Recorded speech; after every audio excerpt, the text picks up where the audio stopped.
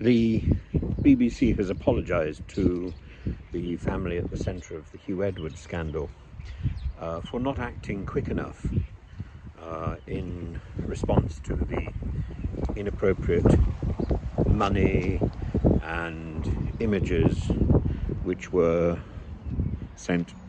And this isn't about a criminal investigation. It's not about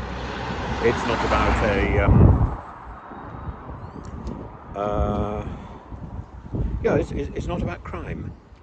It's about responsibility, and it's about the responsibility that is incumbent on people who are in public life, and it's about the responsibility of the organisations that are managing these people.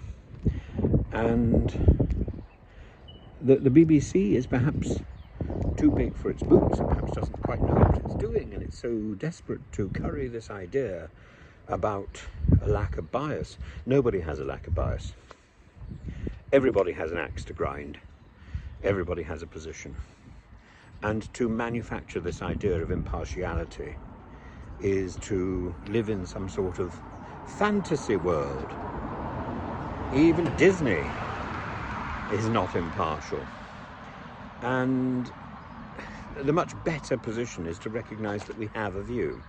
That is frankly why, though I don't share the GB News worldview, I certainly share the ideals on which it's built, in the same way as I share the ideals of both the Spectator and the New Statesman. I think they're tremendous, both of them, but read together. And also something like Private Eye. These magazines set a standard because they proclaim their bias, they proclaim their disdain for offending individuals. They're happy to offend, they're happy to probe, they're happy to investigate, and as a result, their content is interesting, diverting. You want to throw stuff at the television, or you want to throw stuff at the magazines, but at the same time you are engaged. I can't think of the last time I threw something at the television when the BBC was on. I've sort of lost interest in doing so. It's become not unbiased, but bland. And if you just think of the length of time it's taken for the BBC to say, well, we were late about Huw Edwards. A year late? A year late to recognise that? It doesn't make any sense. Were they late also in recognising that they'd appointed the wrong people as in authority, Sharp and so on? Was that something they're going to regret in about a year's time? This isn't worth considering, really. It's also behind the times as to be irrelevant. The damage was done, so now we have to undo that damage, both to the BBC and to Huw Edwards and to the family of the person who was involved in the scandal. I think we have to undo damage to Philip Schofield and the people involved in that scandal. Again, nothing criminal, just a lack of responsibility by so many people involved in the basic scandal. And there have been other scandals in the same sort of vein.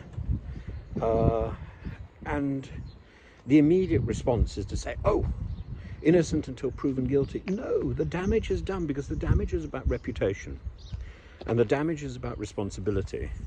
And if you are the face of a channel, if you are the face of the news, you have a responsibility to be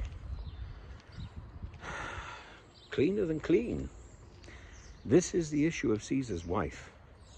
Caesar's wife, there was tittle-tattle about Caesar's wife, and Caesar divorced her, knowing full well that she wasn't responsible for the things that the rumours suggested she was involved in.